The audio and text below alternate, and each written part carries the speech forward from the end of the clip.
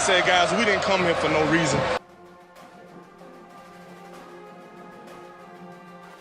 Hey, my brother, put a smile on your face. Okay? Because Florida State, if we gonna do it then we do it big. Let's go, baby. Here's the snap, handoff on the belly dive, and Stevenson's going to try to root his way in. He breaks through. He's got the 10, 5, 3, 2 yards, touchdown FSU. The Smarty Stevenson, senior playing his final game. I thought he was tackled to the line of scrimmage. Root hogging his way, and he broke into daylight, and he scores a touchdown.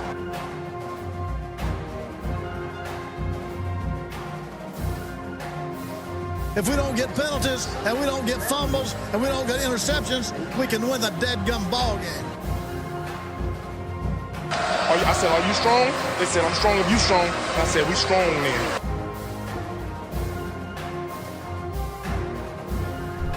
What are you doing?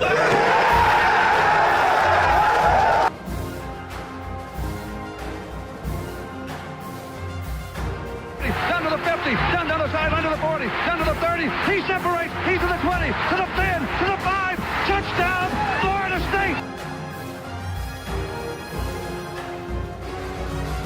Let's party, Tallahassee.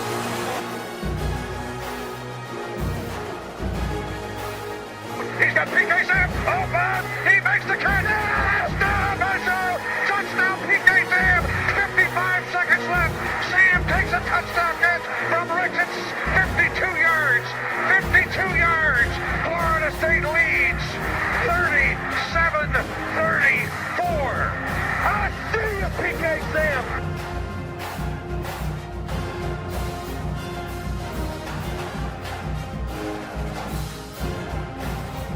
Jump shot, Snare. Good shot. Knowles win. Knowles win. Michael Snare's triple with no time left. Florida State beats Duke 76-73. The little team that could just did.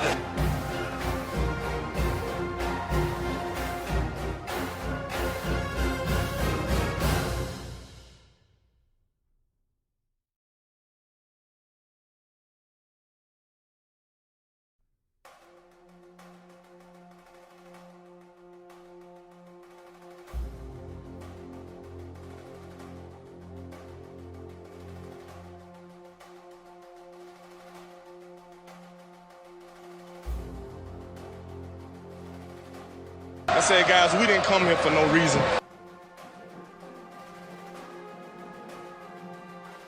Hey, my brother, put a smile on your face. Okay? Because Florida State, if we gonna do it then we do it big. Let's go, baby. Here's the snap, handoff on the belly dive, and Stevenson's going to try to root his way in. He breaks through. He's got the 10, 5, 3, 2 yards, touchdown FSU. The Smarty Stevenson, senior playing his final game. I thought he was tackled to the line of scrimmage. Root hogging his way, and he broke into daylight, and he scores a touchdown.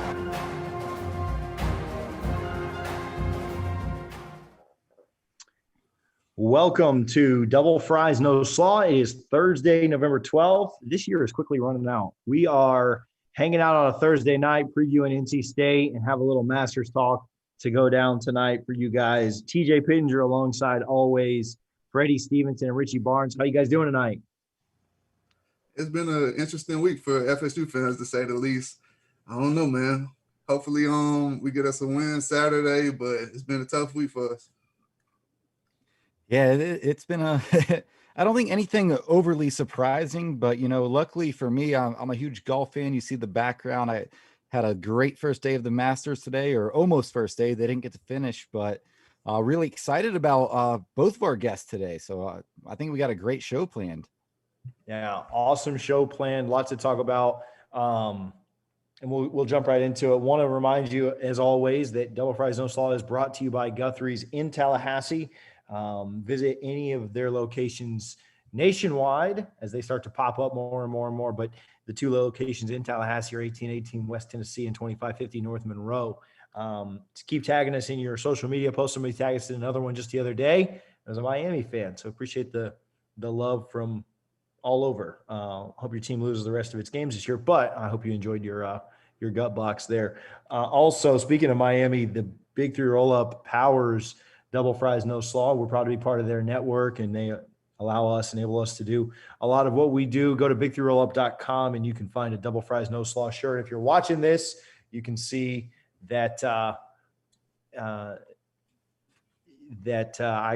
we've got different things and stuff like that on the site. You can get that there. I'm going to add our guest real quick. We have the pleasure of being joined by FSU's head golf coach, director of golf, Trey Jones, and I'm adding him to the call here. Coach, thanks for joining us tonight, man. I appreciate your time. Absolutely. We like to start out with like the hardest hitting questions first. So Double Fries No Slaw, name of the show. Are you a Guthrie's fan? Are you like, have you had a gut box or two in your day, or what's the story here? That would have been prior to Tallahassee, maybe in Auburn where it started, but maybe in my college days, but not since then. And I probably need to go back there. We're obviously big fans. When we were naming the show, we couldn't think of a name that wasn't like really overused, like Unconquered or, just whatever, right? Like the names that everybody uses. So we went Double Fries No Slaw and then just made it our color. So that's the only thing we had you on for, was to ask about Guthrie's. And then no, I'm just kidding. Richie, take it away. Obviously, we got the Masters this weekend, but first let's go back to the last major play, the U.S. Open. Let's talk about that a little bit. We had a FSU golfer in there, John Pack, and he was one of the amateurs, the only amateurs to qualify for the event, and in turn, he won the low amateur. You coaching him, were you kind of surprised at how he fared and how well he handled this event?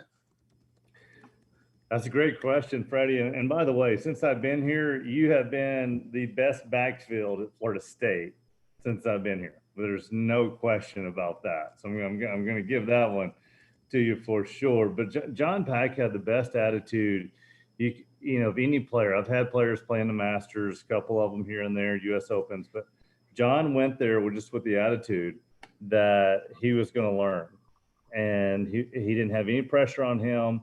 It was kind of house money. So that's so different than a lot of amateurs when they go to an event and they're out of their element. So first of all, his attitude surprised me. When you ask was I surprised, I was surprised about how great he handled himself. The other part was he executed phenomenal and did what he could do, played his game, and had one great round. I mean, that 69 was phenomenal. So I was fortunate enough to be there with him. I thank him for that. But to tell you you're surprised with any athlete's performance, I'd say no, I wasn't surprised because I've seen how good he is, but I was really impressed for sure. Yeah, and then and I think John Pack obviously has a huge future in golf, and hopefully in a few years he'll be playing in what we're here to talk to you about tonight. And that's a fall Masters, which is awesome for golf fans. It sucks we lost it back in April when we should have had it, but getting 2 in 6 months is a nice treat.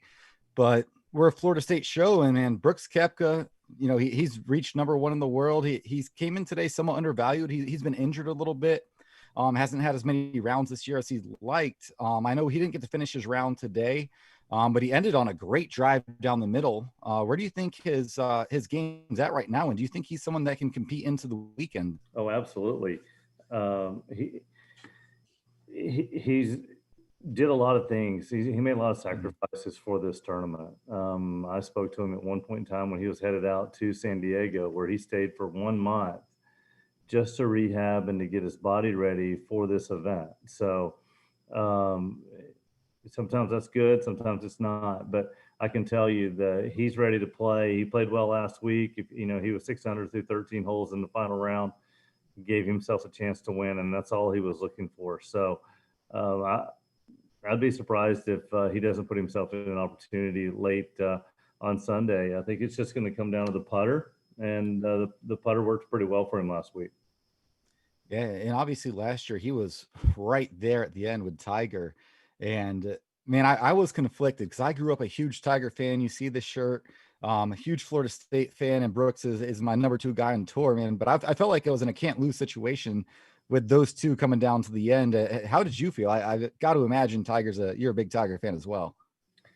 I'm not actually. I'm a State fan, and I'm not Oh. anyone else. So I didn't. I respect him, and I think anything when you've done what he's done is amazing, and what he's done for the game is phenomenal. Like I said, I have a radio show on Wednesday nights, and when he came back, the amount of electricity and the talk about moving the needle was amazing. What Tiger did. We had it. I started the radio show when he wasn't active, and then during it, he came on.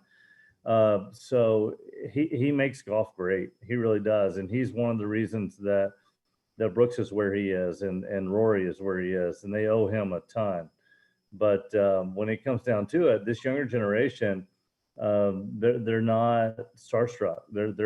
They look forward to an opportunity to beat him, and I think Brooks was probably aggravated that he missed a putt or two coming in and didn't give him a better chance to win. Yeah, so I have one more before I send it back to Freddie. But one thing I love about golf right now, when I was growing up, you had Tiger and Phil a little bit. There was Tiger and David Duval, but I feel like we've missed those rivalries. In the past few years, it seems like Brooks and Bryson DeChambeau have been going at it a little bit. I love the idea of having a villain on the tour. I think it makes it that much more exciting. What's your thoughts on the back and forth between those two over the past few years, given that Brooks personally, obviously? Just two alpha males. I mean, Freddie will tell you he had them all over his football team. I mean, it's just when guys are of that level, that's what you want. You want those guys on your golf team. I mean, that's who you want going up in the final round. Is guys that have ultimate belief in themselves, and there's no hero worshiping at all. And the fact that they may chirp back and forth doesn't mean anything really. The fact you'd probably find that in any sport, but as far as a villain goes, some of it's portrayed. If you know both of those guys away from golf like I do, then it's hard to imagine him a villain. So Jack Nicklaus was a villain for a while. Jack was portrayed as that because he came on and he was the guy that challenged Arnold Palmer. So roles changed too. Freddie, I think you played with Jack's grandson, didn't you? Yeah, I might know him a little bit. But yes, we get prepared for the season. How excited are you for the new Jack Nicklaus golf course? It looks great. And before you answer that, I got to mess with Nick. We used to always bother him about how Tiger was better than his granddad just to mess with him. He used to want to kill it. I've got guys on my team that absolutely take that to heart, and I didn't know that Jack was that Nick had a granddad named Jack. I mean, you never heard that before in the media, so they only said it every single time, which is great. And Jack Nicklaus has been great to us for sure. But I think Freddie asked about our golf team coming up this year. Was that right? Yeah, the new golf course. Yeah, the new golf course is amazing. It's something that we've needed here for a long time, and I appreciate all the golf courses that have helped us throughout the years.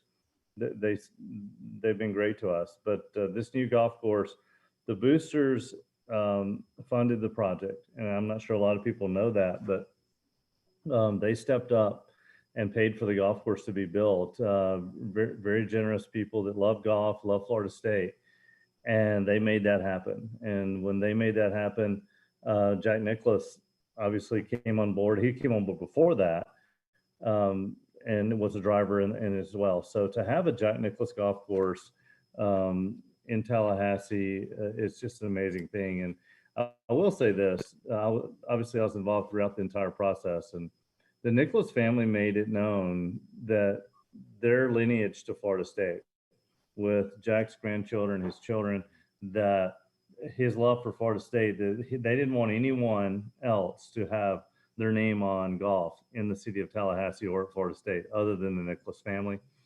And they gave us a lot throughout the project as well. And they made some concessions that allowed the project to happen, or we wouldn't have had a Nicklaus project. So I'm indebted to the Nicklaus family, our donors, and what it does for us. It's truly game changing. Coach, I know you got to get out. Man. I know you got to get out of here, and we're up against the clock, and you got another interview. But tell us about the team. Tell us about the upcoming season. Tell us when it starts and what to look forward to with this upcoming FSU golf season, and then we'll let you out, man. So we weren't allowed to play in the fall. The SEC was, and the Big 12 were, but the ACC, Big 10, and Pac-12, I think it is now. They didn't. None of us played.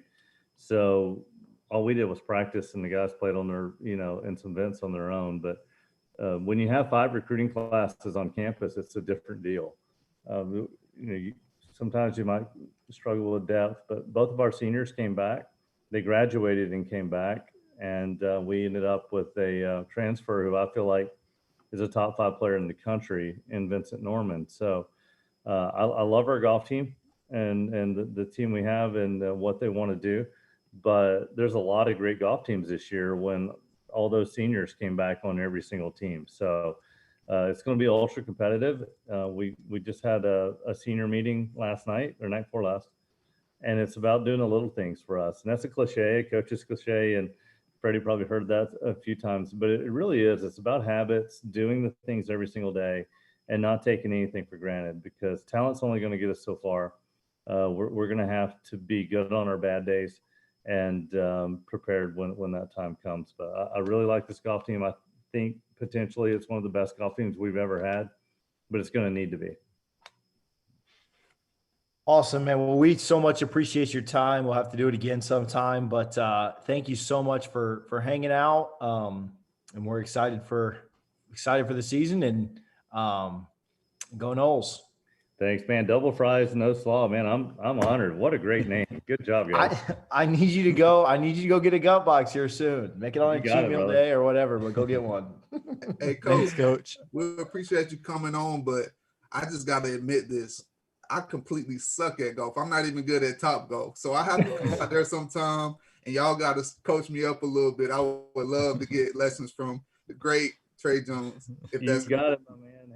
Hey, I helped Christian Ponder how to figure out how to hold it, and he sucked too at the time. So that's only. Okay, sounds like a plan. All right. Take care, guys. Thanks, Coach. Thanks, Coach. Trey Jones, FSU's head golf coach and director of golf at Florida State. We're running through the gamut of these FSU coaches. I think Sue's got to be up next. We got to see if we can pull that string. Yeah. Ham's going to be in season here in a minute. So I guess Sue will too. So maybe it'll be Lonnie or somebody. They're in season too. Gosh, everybody's in season. We'll have to go softball. But running through these FSU coaches, it's kind of fun getting – these current active coaches. Shout out to Harlan for hooking that up and making that happen. But super cool. Yeah, the Masters has been fun. Tiger had a good day, man. I know that he had another meeting, so we had to kind of cut it a little bit short. But Tiger had a good day. When he went back-to-back birdies on 15, 16, man, we got a fist pump going in the fairway. Obviously got one more birdie as it went, but Tiger – I'm hoping he can string 3 more days together like that, just because him in contention makes everybody care about it, right? Like Richie's going to watch it either way, but if Tiger's in contention, everybody watches it. Well, it was his first bogey-free round in 106 rounds, and it was tied for his best first round ever at Augusta. So coming off winning it last year and defending it this year, there's a saying in golf majors, you don't win golf majors on the first day, but you can certainly lose them on the first day. And he didn't lose it today. So I'm excited for the weekend.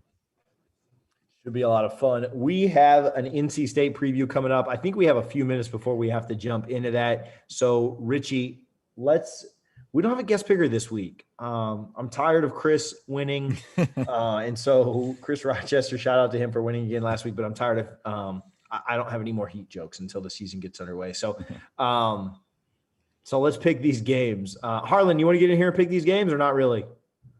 You don't have to, but you can if you want.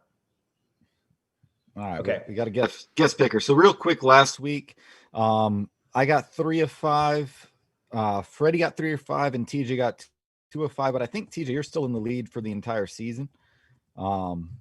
Let's pull this up real quick. Yeah, so you're in first with 27. I have 22, and Freddie's at 14, but he missed a few weeks, so that doesn't really count. But decided to cancel the week. So we re-added some games. So we have 6 games plus Florida State. So we can go through these first few kind of quick. The first one, Freddie, we got West Virginia. They are favored by 3.5 at home against TCU. What do you think? West Virginia. DJ. I'll take TCU here. All right, Harlan. I picked West Virginia. I'm just going by my picks on my phone. So West Virginia. Oh, that's a good point. Yeah, I picked West Virginia on the internet too. So yeah, I'm an idiot. Yeah, West Virginia. So I have West Virginia as well. And I know there's no crowds, but I feel like there's still a home field advantage this year just because teams are just comfortable there. The next one, Georgia, off that really tough loss to Florida last week. They're only favored by 11.5. Isn't that game canceled too? It's still up on CBS Pick'em as of right now. So who were they playing? Mizzou. Yeah, I think that game is canceled. Right, we can pick it, but if not, I'm taking Georgia 11.5. What about you guys? I like Georgia to cover the game that's not happening. Yeah, no, it's definitely off. But yeah, I like Georgia to rebound. All right, so blame CBS for that one because I just refreshed this page. The next one, we have a top 10 team going on the road to an unranked team, and they are 2.5-point dog. That is the Miami Hurricanes they are getting 2.5 from Virginia Tech in Plattsburgh. 87% of the bets are on Miami. I think they're right? I'm picking Miami just because I don't think they lose. What about you, Harlan? So I said this last time. My fiance's father went to Virginia Tech. I'm not going to pick against him. Go Hokies. All right, TJ. Liberty stole Virginia Tech's soul last week. Miami wins this by 10. Freddie, making it 4 for 4. TJ spot on, man. Liberty took their soul and they took a lot of teams. So Miami wins. They took a lot of teams' soul, but they lined a lot of our pockets because we've been on that Liberty train for a while. I can't wait to bet them on Saturday and then lose that money on Sunday morning. Oh man! So next one we have now number 2 Notre Dame coming off that big win at Clemson. They are favored by 13.5 at Boston College. BC gave Clemson a little bit of a scare. TJ, what's going to happen here? I like Notre Dame to win pretty big. Ready? BC's a little weird. I'll take BC with this one. All right. Harlan, what do you think? I'm thinking a hangover game. They got that big win on the road, and now they're back on the road against a formidable Boston College team. So Notre Dame will win, but I'll ride with the Eagles here. Our last two, number 11, Oregon. They're at Washington State. They're favored by 8.5. Give me the home dog Cougars in Pullman. Freddie. Yeah, I'm going to take Oregon with this one. All right, TJ. I like Oregon here. Harlan? Yeah, literally no idea. I'll take Oregon. I have it on my phone as Oregon. So. They got nice jerseys. Got to take them. Right. Tarif would be proud. Give me the Jersey Crew. All right, the last one before our game that we have Wisconsin, number 13, on the road at Michigan. Michigan is a 2.5-point home dog. TJ, what's going on here? I like Wisconsin to win this game by more than 3. So a little bit of a layoff. They had some COVID stuff, but they looked really good opening night. And I have no confidence in Harbaugh and them to win games. All right, Harlan. Yeah, I'm going Wisconsin just because I hate Tridentino. That's about it. Oh, man. Freddie, what do you think? Yeah, Wisconsin was dominant the first night, like to the point where you thought they could really challenge Ohio State down the line. So I know they had a few weeks off, but I still think they win this one convincingly. COVID season, weird stuff's happening all over the country. I think Michigan wins outright, and Michigan fans are furious because they are ready to get rid of Harbaugh. And with that, we take it to our game, Florida State at NC State in Raleigh, North Carolina, 7:30, or is it 7 o'clock, ACC Network.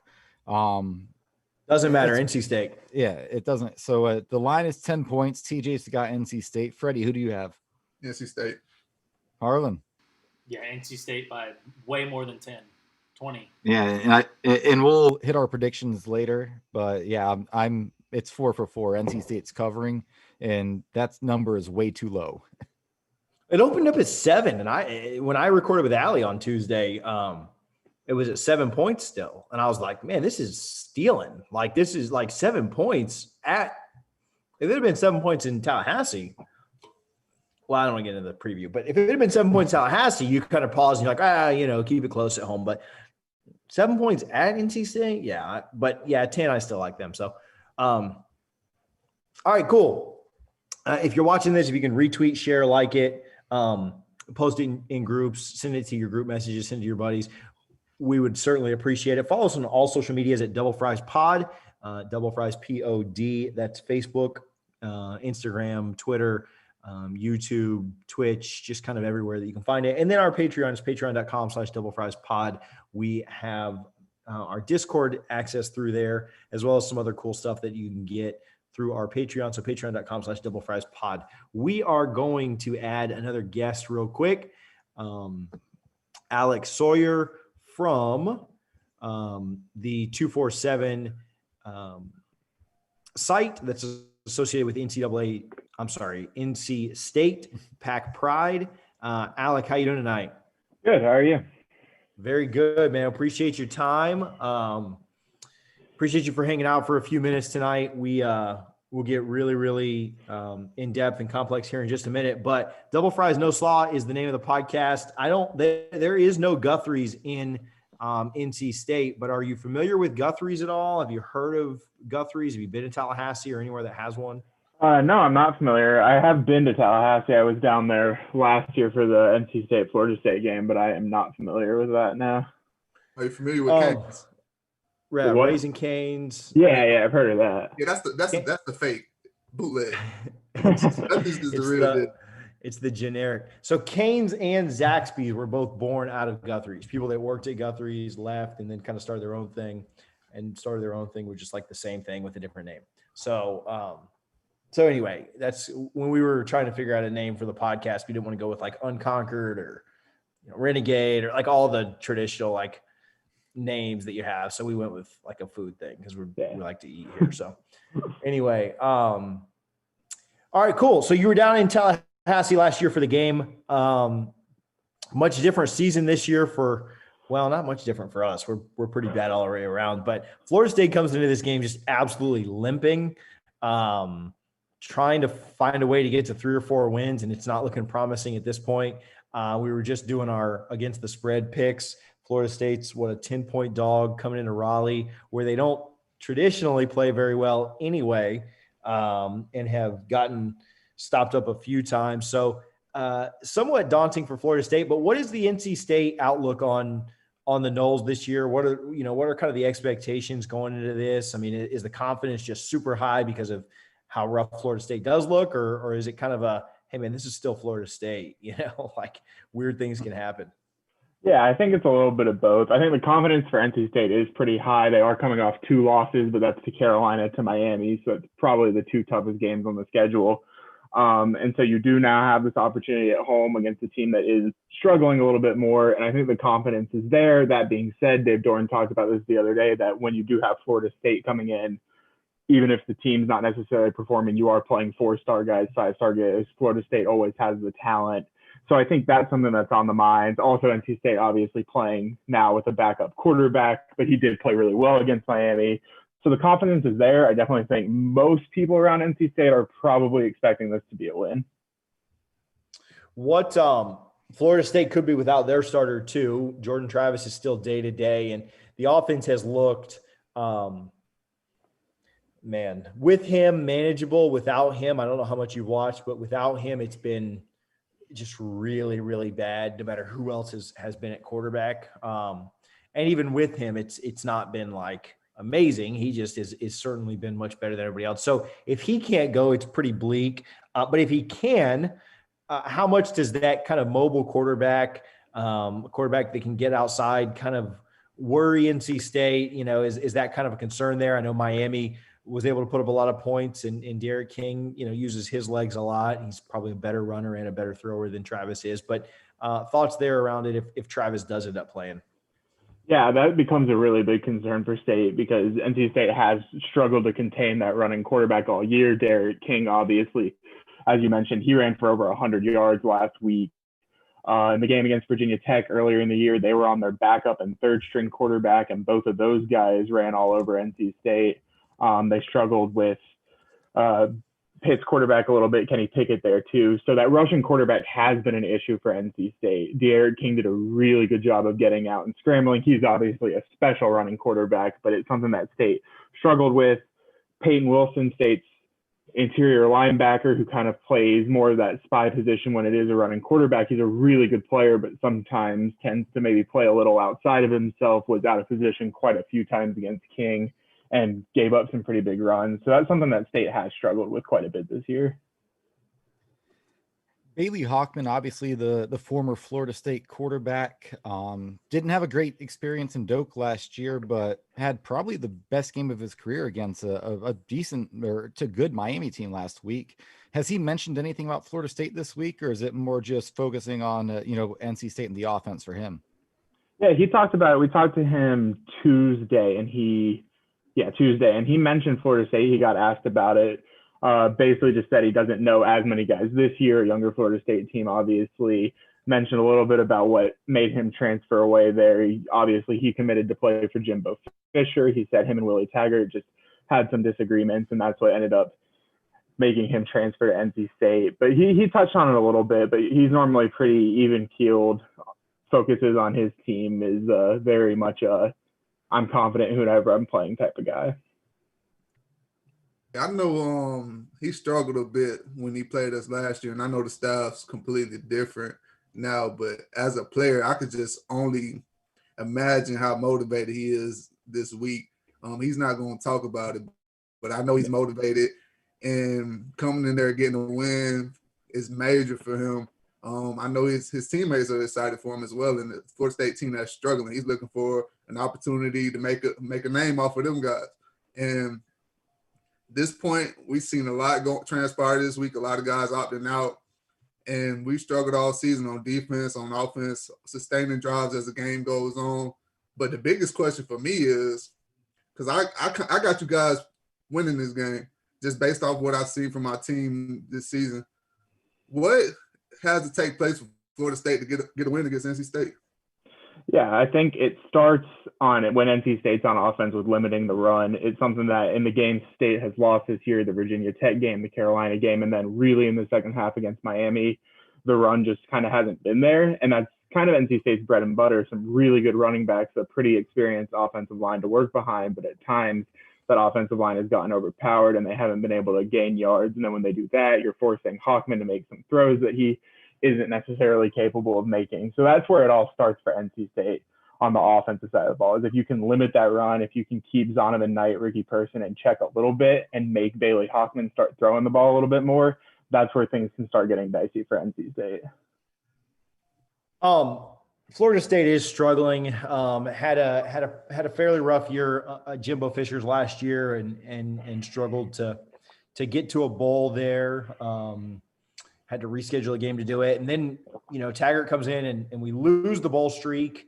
And then Taggart's second year he gets fired, and we do make a bowl but lose that. And now we're certainly not making a bowl this year.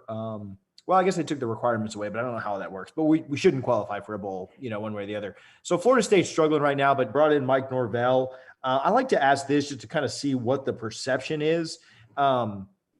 I don't know if it's changed over the year, but when Florida State hired Mike Norvell, what were your thoughts? What were the thoughts of the NC State folks just regarding that hire? And again, I don't know if it has changed this year a little bit because of how we've struggled. I'm certainly open to hear that. But what were the thoughts on Norvell going to Florida State? Yeah, my general thoughts, I thought it was a pretty good hire. Memphis obviously had done some things the last couple of years. They had some pretty good seasons.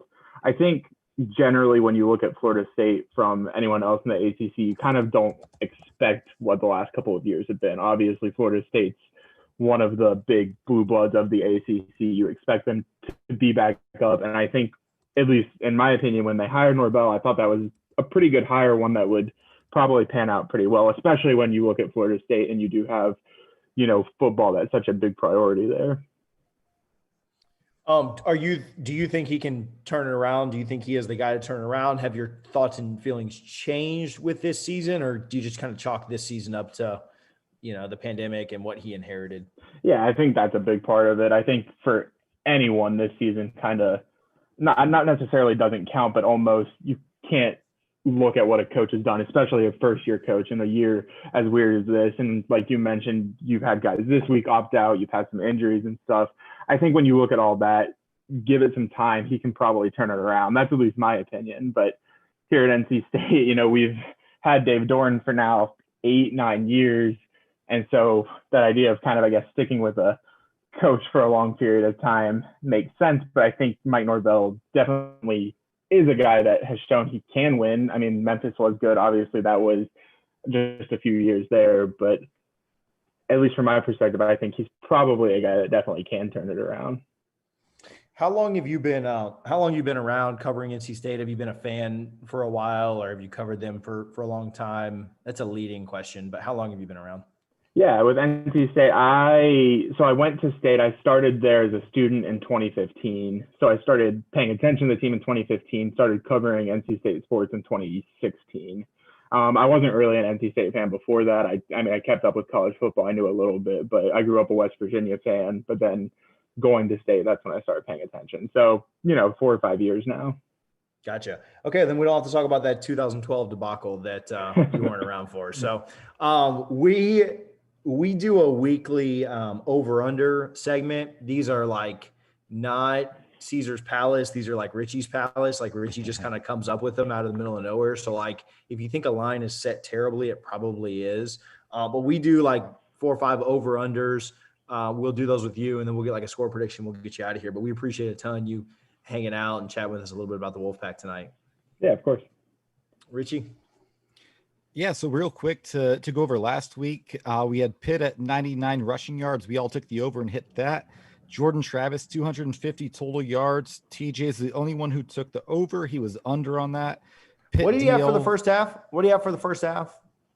I'm not sure. I know he had that 88-yard rush, and then he was on pace. He was on pace to do it if he didn't get hurt. Like I just want to say that. Like I'm giving myself some. These are some. What do you call it? Moral victory points that I'm giving myself right now. Yeah, but if you get hurt, he hits it. Real quick, if you go back and listen last week, my logic for saying that he would hit the under was because he was going to get hurt. So it's your fault that we got blown out. Like you literally said it. You spoke into existence. You can blame me for this. Take that point away. All you want. Take that point away. The next one we had was Pitt defensive line at 4.5 tackles for loss. They had 5 sacks in the second quarter alone. Freddie had the over. He was the only one of us, so he hit there. Cam McDonald, 44 receiving yards. We all took the over. He had 61. Chuba, 5.5 snaps. I'm the only one who took the over, and I hit on that. So TJ, you had 2. Me and Freddie both had 4. So season totals: TJ 27, Freddie 26, me 25. It's getting close, boys. And let's see here. So we'll start with this one, and this is just a different way of asking who's going to start the game. So over under 0.5 snaps on the opening drive for Jordan Travis. Freddie, what do you think? I don't know if he's ready. I say under. TJ. Yeah, I don't think he starts. I hope I'm wrong here, but I don't think he's playing. I don't think he's playing. Yeah, I don't think he's playing either. I think Chuba's definitely going to start. So let's kick it to our guest, who is probably less in the know, and none of us have any idea, if we're being honest. So it's just a total guess. So essentially, who do you think starts? Are you going against Jordan Travis or Chuba Purdy?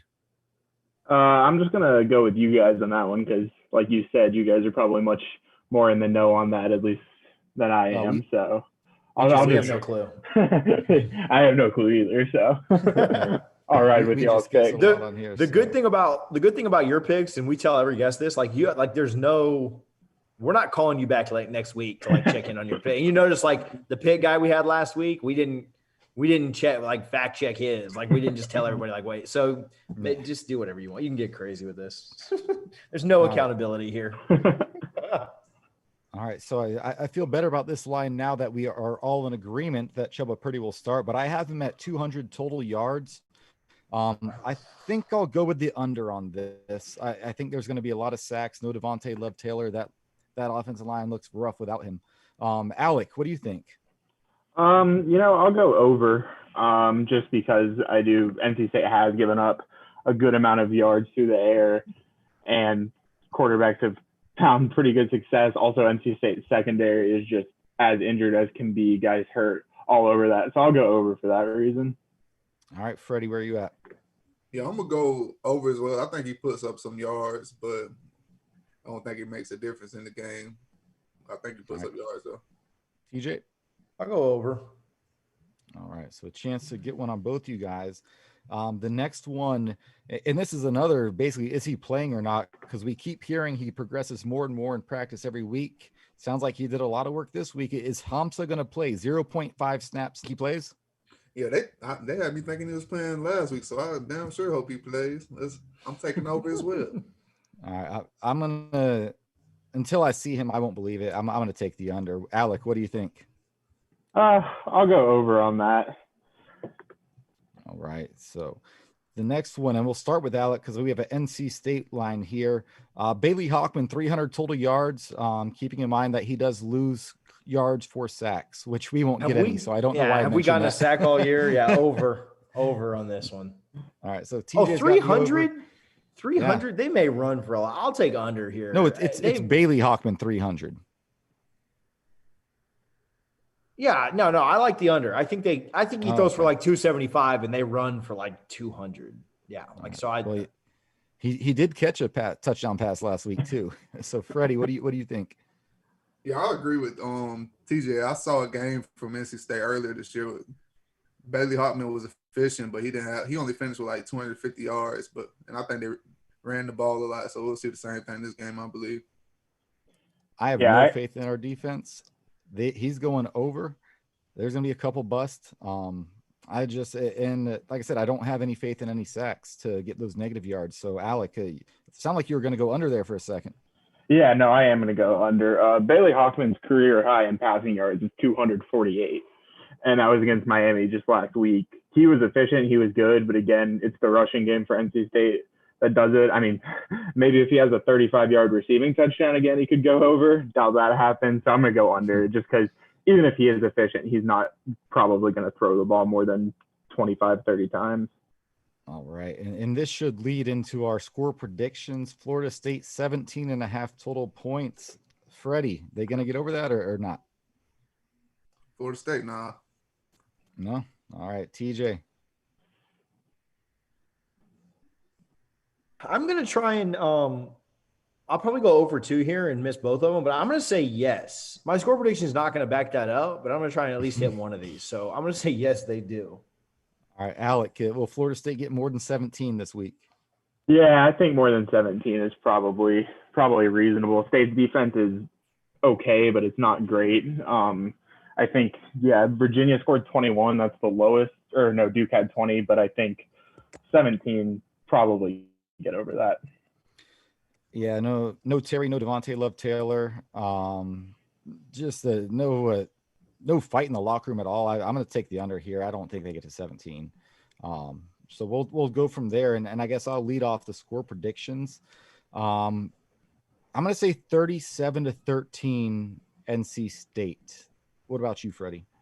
Yeah, I think teams have the formula for beating us now, especially if we jog Purdy out there as a young quarterback. They're going to try to rattle him.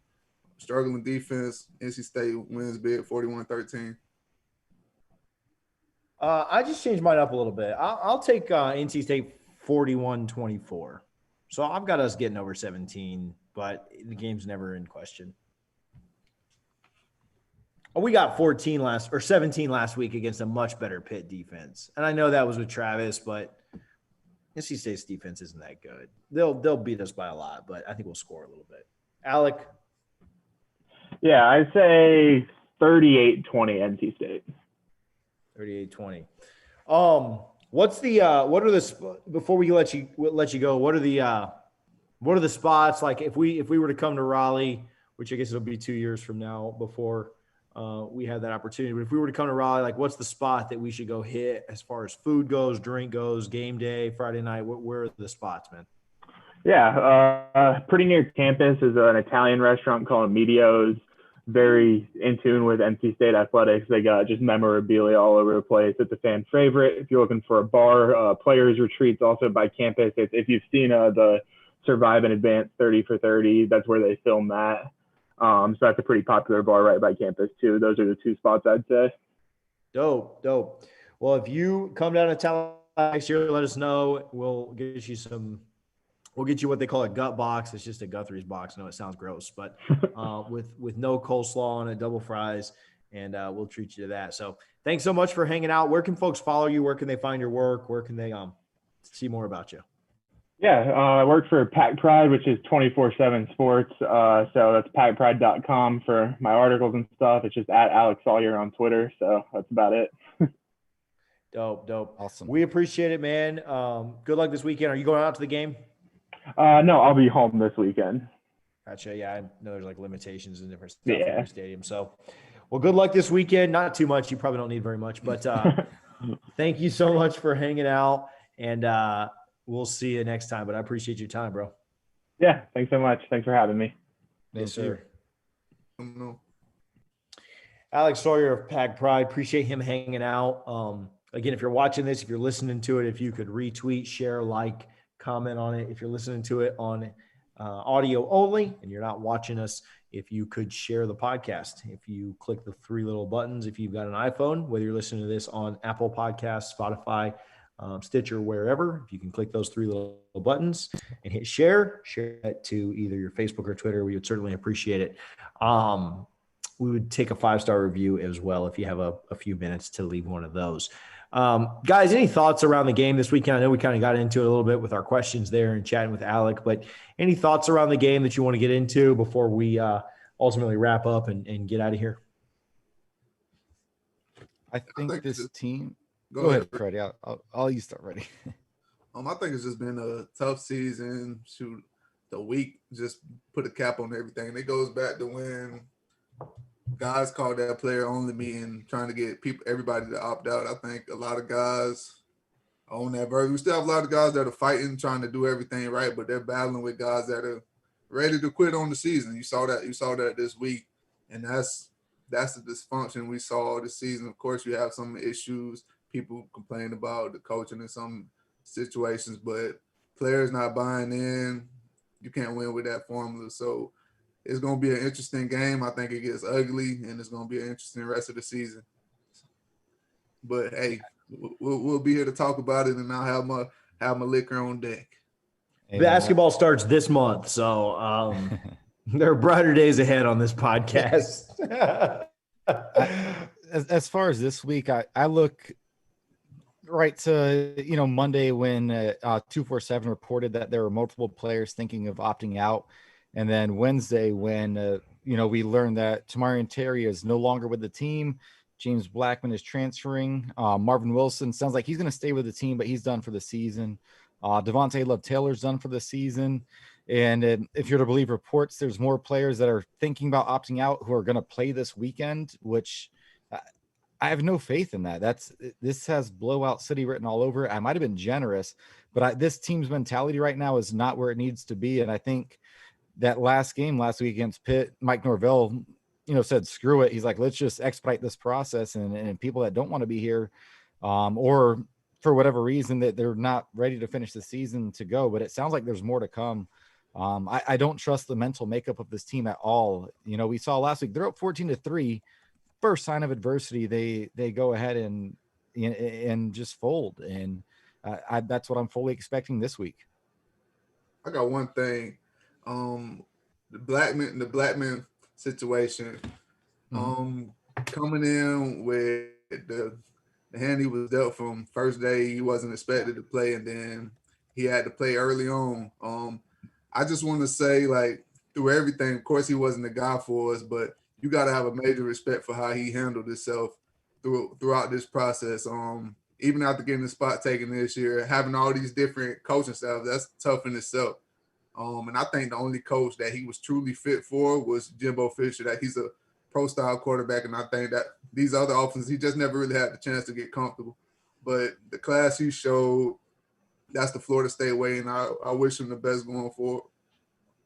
He's a guy that, obviously, like you said, Freddie, he was never supposed to play as a true freshman. And the first snap he takes is against Alabama. He was 4 offense coordinators in 4 years. He never had a chance here, but I do hope, like you said, a fresh start somewhere else. He's got a cannon of an arm, and if he can find an offense that fits him, I think he could be a very, the absolute best. I wish the best for everybody. That is no longer with the program and that leaves. I don't wish bad for people just because they didn't work out here. You got kids that, committed to one coach and have had to now play for 2 other coaches in total. And,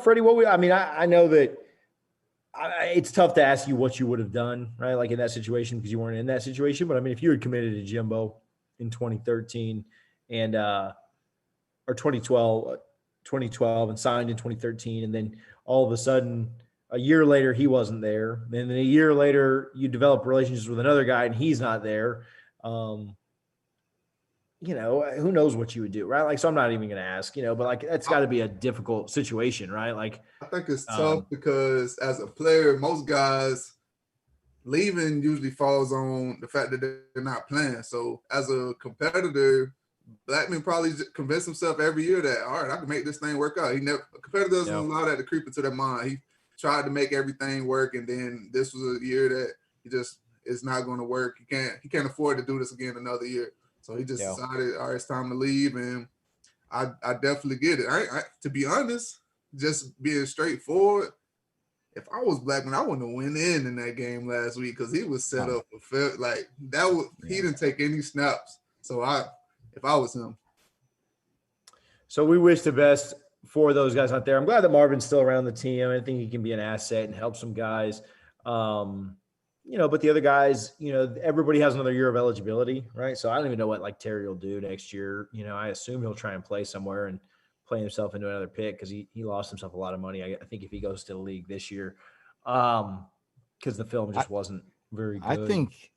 I think he's going to go to either Auburn, which was his second favorite school behind Florida State coming out. But I wouldn't be surprised if he ends up at Texas A&M because Jimbo's got them rolling and they have a relationship. This is pure speculation, no inside info. Just in my mind today, I was thinking he didn't say he's going pro. I do think he understands that another year healthy in the right system will make him a lot of money because he's got the talent to do it. So go make that money, Tamarian. Yeah, Terry's an interesting guy because he can come back another year and then go high. But also, if he enters the draft, he's going to get a combine bid just because the things he's done in the past, and he's going to have stupid numbers and raise the stock fast. Yeah, it'll be how much weight will they put it? How much weight will NFL coaches and GMs and teams put into his last season? Right, like will he do better? Will he do better for himself to go play somewhere else for a year, or should he go? Or what are your thoughts? Yeah, I think so because there's a lot of questions that are still unanswered. Terry, when getting pressed off the line, he struggles getting off the line, making those contested catches. He hasn't proved that he can do that. So it's a lot of things he still has to prove at the next level. Of course, we know he's a great deep threat, but is he that complete receiver?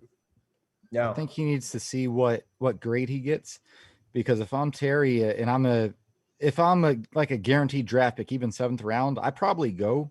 Just because he's not going to improve his stock that much. And in the NFL, man, you make your money on your second contract. So bet on yourself, go early, save your body, save the wear and tear, and try and get paid. That's my advice from this unathletic guy over here. So the guy with the golf background.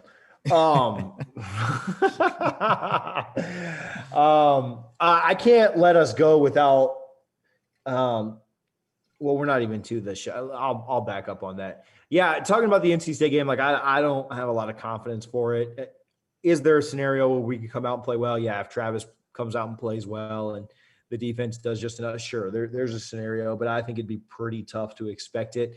Obviously, we know what's going to happen next week. I don't even want to do a preview for that game, but we'll see. We probably will, but next week's going to be tough. And then you're left with Virginia and Duke. And can you get something going in the right direction and win one of those games to make you feel better to end the season? I mean, I believe we're going to be up at that Virginia game. And so That'd be a good one to win, I think. But looking bleak for the rest of the year, but we'll be here either way, talking about it and breaking it all down. And like you said, basketball starts in not too long from now. So being able to talk about that will lift some spirits. Other than that, do you guys have anything before we go? Anything we left out? Anything we missed?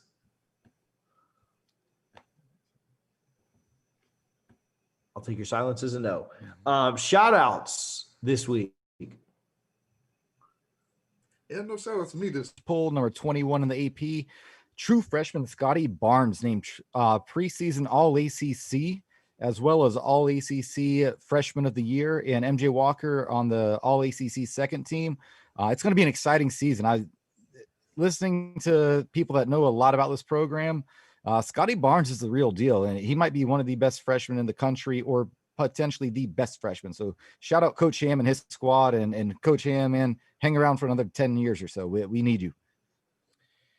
Shout out Jameis Winston, who had a better quarterback rating than Tom Brady in their matchup on Sunday night, and who also had just as many kneel downs in the victory formation as Tom Brady had interceptions. So shout out Jameis. Glad he was able to eat a W on Sunday night. And Richie, I couldn't let you go without a little bit of a dig. You had 5 days to write that down, and that's all you came up with? I had nothing else what else could I say? Right. I mean, I could give you 38 reasons why the Saints were better than the Bucks Sunday night if you want. I mean, but I don't know if you want to wait around for those. Hey, first game, new offense, not a big deal. Panic button is still in the closet, not even worried about it. I think the Bucks will be fine. I don't know the way they've played in the first three quarters against the Raiders, the entire game against the Giants, and obviously the Saints game. So really, they had a really, really good fourth quarter against the Raiders. And outside of that, their last three games have not been very impressive. So I don't think it's panic button time, because they can win games not playing very impressive.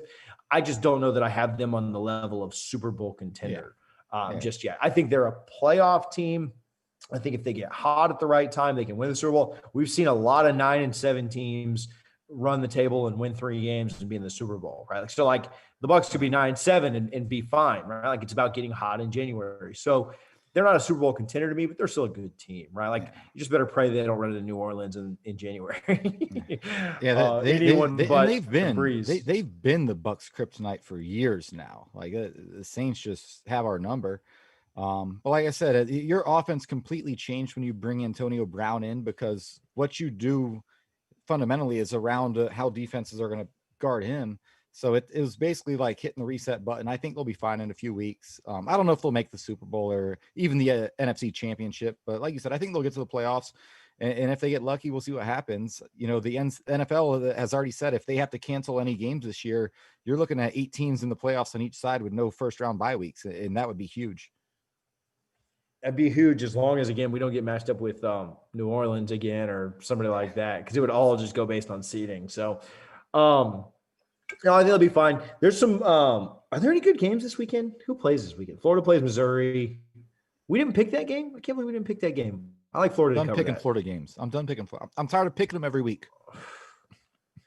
That was upsetting that Georgia let me down last week. All right, I don't have anything else.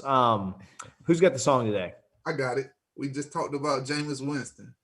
Did you see me man setting up in the locker room? We got to find that remix.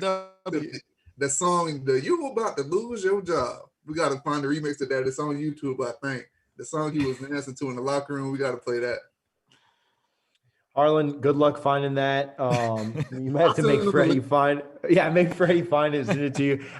Before we go, shout out Harlan, shout out Freddie. They do a lot of work with Freddie's Extra Sauce segment that drops every Monday. Well, this week it was Tuesday because we were a little behind, but drops Monday or Tuesday. Breaks down some of the key plays from the week. Depressing episode this week with the Pittsburgh game. Hopefully, it'll be a little bit better on Monday this come around, but. Shout out to Lemieux Company that sponsors that. Check them out at lemieux.company. I'm not going to even try and tell you how to spell it because you're probably driving and listen to this. But check out the Lemieux Company and appreciate Freddie and Harlan's hard work on the Extra Sauce segment. Check that out Monday or Tuesday whenever it drops. Other than that, we'll see you guys on Saturday in the Discord chatting about the game, and then we'll be back here on Sunday. I'm sure that we will not do a reaction podcast. I think most of us going to be in Orlando. It'll be kind of tough to do that. If Florida State wins, maybe I'll go out to the hotel lobby and do one, but I'm assuming no reaction show with how late the game is this week. So we'll see you guys on Sunday. Have a good rest of your week.